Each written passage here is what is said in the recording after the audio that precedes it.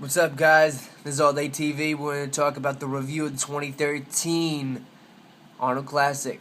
So we definitely saw Dexter Jackson, old head Dexter Jackson, take the Arnold and spank everybody. He came in his best condition. His legs were a little down. He didn't really have those deep etching and striations like he did at the Masters.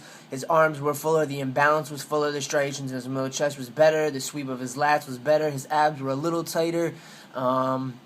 It was still enough to win because he was about 90% Dexter Jackson that we know. So now he's solidified himself as one of the best bodybuilders of all time. This is his fourth Arnold Classic win, tying with Flex Wheeler.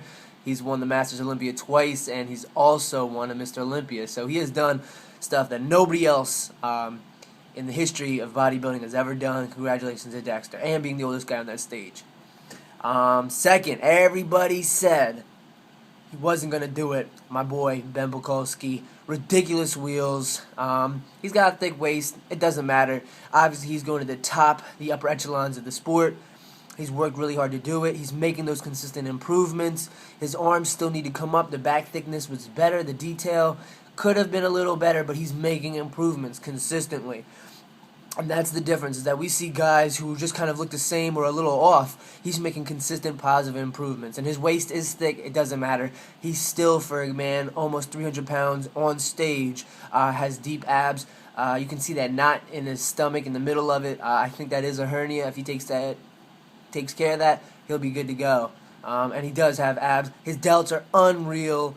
And the legs, the calves, 23.5 inches. I mean, come on, guys.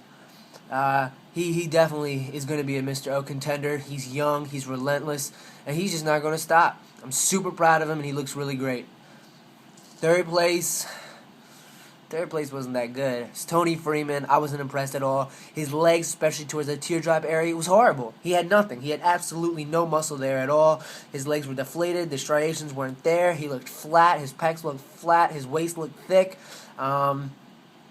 If you want to see what Tony looked like when he was really good, look at Ed Nunn, because that's really what Tony looked like. They gave him third place, I think, honorary.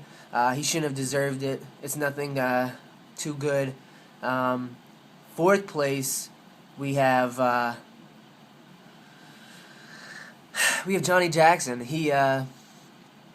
He's got a tremendous upper body. He's got the biceps. He's got the full arms, a super thick back, unbelievable powerlifting type chest, great abs, relatively small waist, good intercostal serratus, crazy traps. He's a Mr. O up top, but those legs, man, they just look horrible, and especially because his upper body is so dominant, the legs are even more apparent. Absolutely no calves, no sweep to the thigh. I mean, he's trying his best. I think Johnny needs to not be as hardcore and start doing higher rep squatting. Time under tension. I think him and Jason Hunt need to get together. He needs to make it happen, because I would love to see JOJ win some shows, make a spot in there, because he's getting older and he deserves that recognition. He's quiet, he's humble, and he's a great guy. So that's going to round out my top four for the Arnold 2013.